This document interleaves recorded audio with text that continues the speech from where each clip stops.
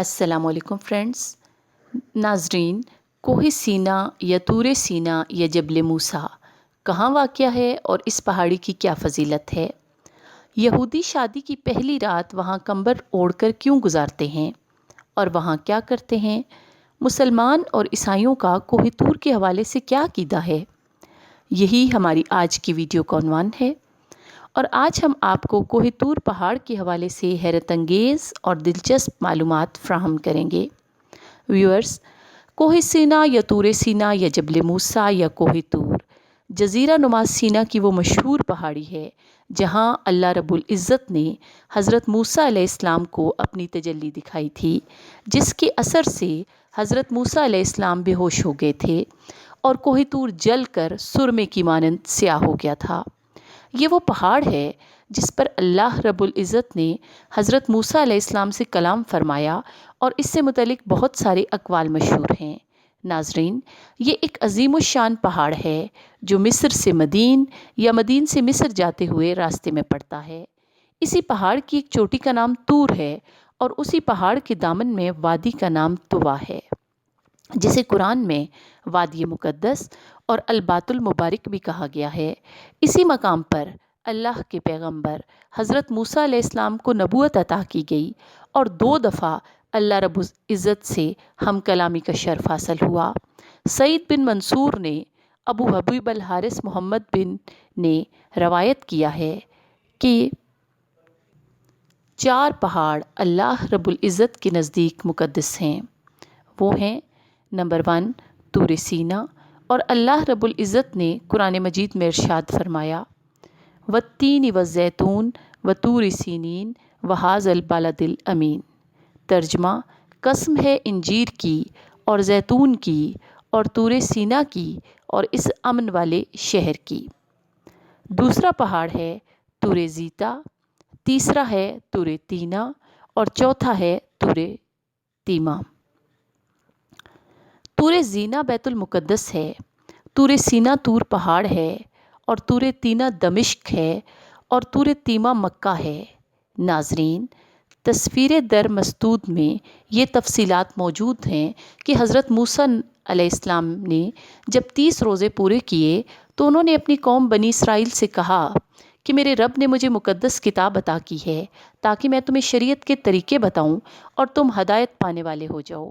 کسی روایت میں 40 اور کسی میں 70 افراد کے حضرت موسیٰ طور سینا پر پہنچتے ہیں، حکم الہی کے ساتھ منتظر تھے کہ میں اپنے ایک درخت کا پتا توڑ کر چبانے لگے۔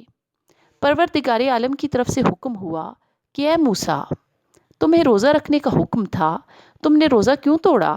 حضرت موسیٰ علیہ السلام نے التجا کی: اے میرے پاک پروردگار، آج 30واں روزہ ہے، اس لیے میرے منہ سے بو آ رہی تھی۔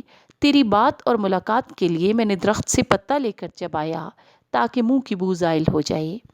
تب بارگاہ الہی سے مسواک کا حکم ہوا، اور اللہ تبارک و تعالیٰ نے ارشاد فرمایا: روزہ دار کے منہ سے نکلنے والی بو میرے لیے مشک اور عنبر کی خوشبو سے بڑھ کر ہے۔ اللہ رب العزت نے حکم دیا: اے موسیٰ، اب 10 روزے تمہیں اور رکھنے کا حکم ہے۔ وہ لوگ کہنے لگے: اے موسیٰ، جب تک ہم رب کو دیکھیں گے نہیں ہم یقین نہیں کریں گے۔ اچانک ایک بجلی اوپر گری اور اس کے بعد سب مر گئے۔ تب حضرت موسیٰ علیہ السلام نے عرض کیا کہ اے پروردگار عالم، ان کو زندہ کر تاکہ میں اپنی قوم کو جواب دے سکوں، ایسا نہ ہو کہ میری قوم سمجھے کہ میں نے خود ان کو ہلاک کیا ہے۔ اللہ رب العزت کے حکم سے وہ پھر دوبارہ زندہ ہوئے۔ پھر حضرت موسیٰ علیہ السلام نے 40 روزے پورے کیے اور اپنی قوم کے لوگوں کو لے کر دوبارہ کوہ سینا پر حاضر ہوئے۔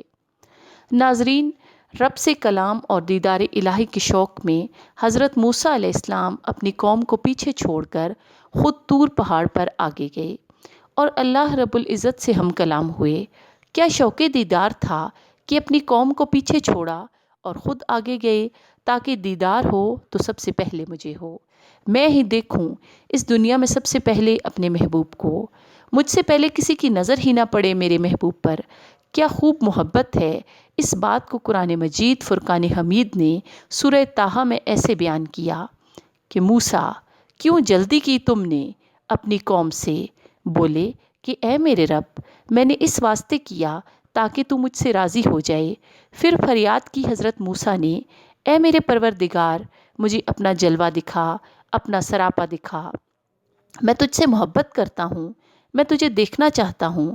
اے میرے محبوب، تو اپنا آپ ظاہر کر۔ فرشتوں نے جب یہ فریاد سنی تو حضرت موسیٰ علیہ السلام سے کہنے لگے کہ اے نبی خدا، آپ ہم کلام تو ہوتے ہیں، پھر آپ دیکھنا کیوں چاہتے ہیں؟ تورات میں آتا ہے کہ حضرت موسیٰ علیہ السلام نے دیکھا کہ ان جیسے اونی کپڑے پہنے ہوئے 70,000 لوگ انہیں دکھائی دیے۔ انہوں نے پوچھا کہ اے پروردگار، یہ کیا ماجرا ہے؟ کیا میری طرح اور بھی ہیں یہ سب؟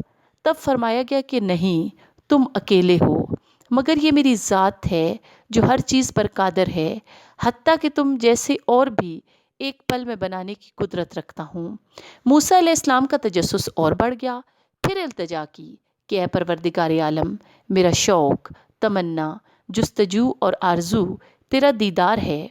سورہ اعراف میں اس واقعہ کا ذکر ہے کہ حضرت موسیٰ علیہ السلام نے اپنی خواہش کا اظہار کیا تو پاک پروردگار نے فرمایا، اے موسیٰ، اس دنیا میں تو مجھے ہرگز نہیں دیکھ سکے گا، تو اپنی نظر سامنے پہاڑ کی طرف کر۔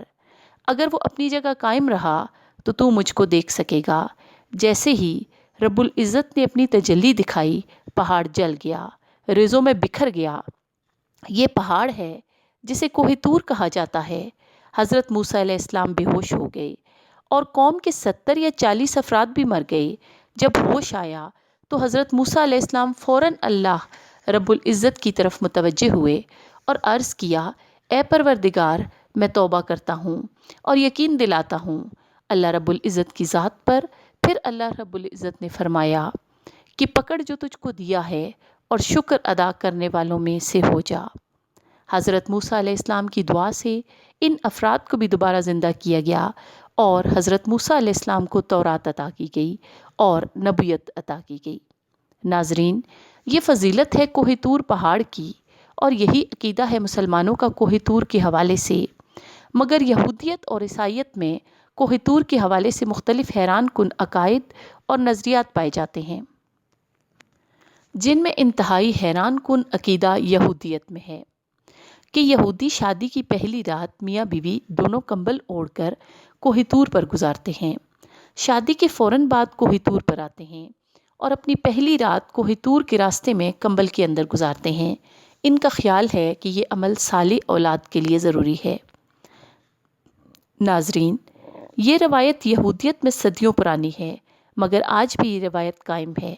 کوہ نور واحد مقام ہے جہاں تینوں مذاہب کے لوگ اکٹھے ہوتے ہیں اور ایک ساتھ کھڑے ہو کر اللہ رب العزت کے حضور دعا کرتے ہیں۔ یہ وہ مقام ہے جہاں کوئی بندہ رہتا ہے نہ کوئی بندہ نواز، مگر جوں جوں سورج چڑھتا جاتا ہے لوگ دور سے نیچے اترتے جاتے ہیں۔